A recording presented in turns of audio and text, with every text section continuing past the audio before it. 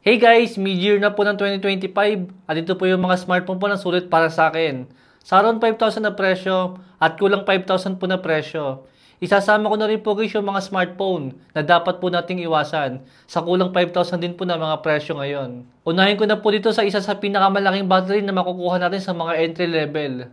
Itong si Nubia B70 Max, dahil naka 6,000 mAh battery po yan, na nasa around 4,000 po yung presyo niya guys.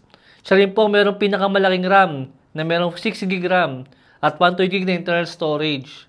Naalala ko guys, nung nireview ko po yung smartphone na yan, expected ko po is pangit yung kanyang camera. Pero hindi pala guys, okay po yung kanyang camera. Tapos napakalaki pa nga po ng kanyang display na merong 6.9 inches IPS LCD display na merong 120Hz pa na refresh rate. Napakagandang backup phone po niyan guys. Malaking battery at malaking display. Kung pinag-iisipan nyo naman guys bumili ng Infinix Hot 50i, isa lang po ang masasabi ko sa inyo, wag na po guys. Ito na po ang last warning ko sa inyo guys. Wag na po kayong bibili ng Infinix Hot 50i ngayon. Dahil masyado na pong mabagal ang G81 para sa may ganyang presyo na kulang 5,000 nga. Saka hindi rin po magtatagal, ilalabas na rin po ang Infinix Hot 60i. Kaya mas okay po guys para sa akin kung iiwasan nyo na po ang Infinix Hot 50i ngayon. Dahil kung Infinix lang din naman guys ang gusto natin, bakit hindi na lang ito yung si Infinix Smart 10 ang kunin natin? Makakakuha pa tayo ng malaking storage sa kanya. Sa around 4,000 lang po na presyo. Then naka 256GB po siya agad. Mas mabilis din po yan guys sa may Infinix Hot 50i. Tapos malaki pa nga po yung kanyang storage. Kaka-review ko lang po ng smartphone na yan guys. Kaya alam nyo na talagang panalo po yung Infinix Smart 10 ngayon. Lalo pa po pagka naka-sale yan. Makukuha pa po siya guys ng kulang 4,000 lang. Sa mga ayaw naman dyan sumubok sa mga transient po ng mga smartphone. At kay BBK lang po kayo nagtitiwala. Ay may kila Vivo, kila Oppo sa kila Realme. Ang isang Oppo na smartphone po na marirecommend ko sa inyo is si Oppo A5X. Maganda po i-consider ang Oppo A5X kung Oppo po talaga ang gusto natin. Till okay naman po siya guys sa may around 4,000 po na presyo pagka naka-sale. Dahil wala na po tayong magagawa kay Oppo. Snapdragon nga yung kanyang processor, kaso mabagal naman. Ang maganda lang po dito sa may Oppo A5X is naka 6,000 mAh battery siya. Tapos naka 45W pa na charger. Hindi na po masama yan guys dahil nga naka-punch-hole din yung ating display. Saka naka-military grade shock resistant pa. Kung sa SRP nyo po makukuha guys ang Oppo A5X sa kulang 6,000, medyo negative yan. Alanganin po yan guys para sa akin. Pero kung sa may less than 5,000, medyo pwede na. Pwede nang pagtiyagaan kung Oppo talaga ang gusto nyo. Dahil kung Realme lang din naman guys ang gusto natin, wala na po akong ibang marirecommend sa inyo kung ditong bagong labas po na Realme C71. Napakalaking upgrade po ng smartphone na yan guys. Tapos nagmura pa po yung kanyang presyo. Mula sa may 63 mAh siya battery with 45W sa charger. Naka-punch-hole din po yung ating display. Naka 120Hz sa refresh rate. Saka po 50 megapixel ang main camera. Grabing upgrade yan guys mula sa may last year model po na Realme C61 na napakamahal ng presyo pero napakapangit po ng specs. Si Realme C71 na po guys sa merong pinakamalaking battery sa mga entry level ngayon. Tapos samahan pa nga ng 45W sa charger. Pero syempre hindi naman perfect yung smartphone yan ni Realme. Dahil naka 64GB nga lang po siya na storage. Masyado na pong bitin ngayon yan guys. Pero binawi naman sa ibang specs niya. Kaya I think okay pa rin yan. Huwag po kayong malilito guys sa isa pang smartphone na meron C71 na pangalan. Ito pong si Poco C71 naman. Okay din po yung specs ng smartphone na yan guys. Pero mas mura po si Poco. Compare nga po kay Realme. Pero mas maganda po ang overall specs ni Realme compare nga po kay Poco. Ang kaso lang 64 lang talaga si Realme. Habang meron pong 128 na version si Poco. Kaya naman din na rin po ito masama sa kulang 4,000 po na presyo. Minsan guys, makukuha pa natin to ng kulang 3,000 pag naka-sale. Itong si Poco C71. Meron din pong kapatid si Poco C71 guys. Itong si Redmi A5 naman. Same specs lang po sila. Pero nagkaiba lang po sila sa may design sa may likod nila.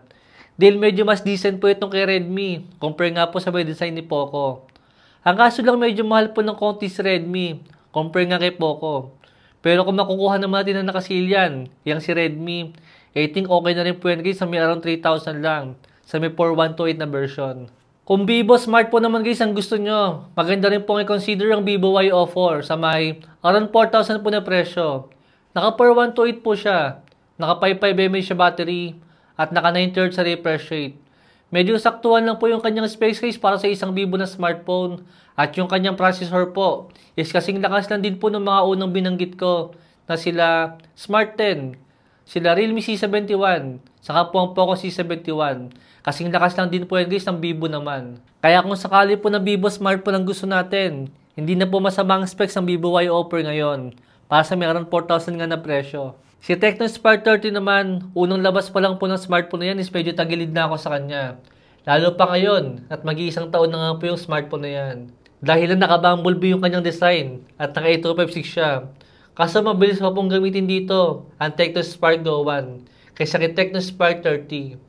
Siyempre kasama rin po guys ang Tecno Spark 30C na nasa around 4,000 naman ang presyo. Negative na rin po yan guys para sa akin. Dahil nga mga naka G81 lang sila at G91. Masyado na pong mabagal yan ngayon 2025. Sama nyo na rin po guys yung Tecno Spark Go 1S. Naalala ko sobrang ganda po ng Tecno Spark Go 1, yung walang S. Tapos after nga po ng ilang buwan is nilabas po nila ang Tecno Spark Go 1S. Ang kaso guys, napakalaki po ng downgrade ng smartphone na yon. Compare po sa may Tecno Spark Go 1 na unang nilabas po nila. Si Redmi 14C at ang Poco C75. Medyo negative na rin po ako sa may smartphone na yan guys.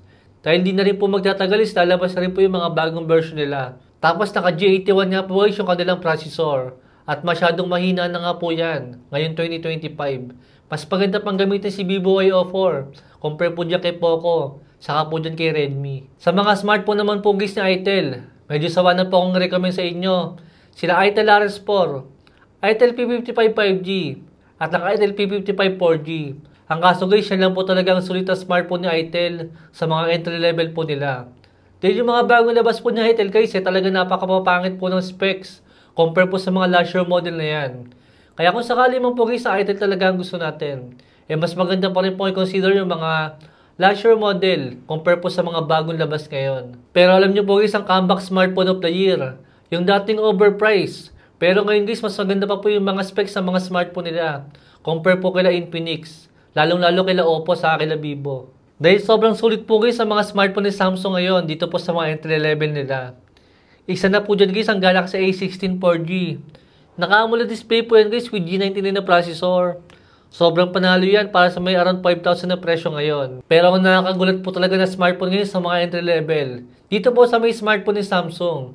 Wala na pong iba kung dito sa Samsung Galaxy A06 5G. Nakuha ko po siya guys ang 3.5 lang sa may Shopee nung nakarang sale nga po niya.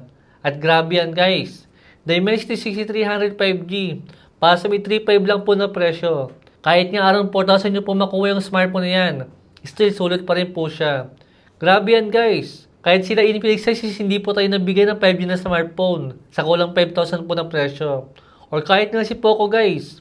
Wala po silang 5G na smartphone sa ganyang kamura pong presyo ngayon. Lalo naman kila Oppo sa kila Vivo guys. Ang pinakamurang 5G po ni Vivo sa ni Oppo is nasa kulang 15,000.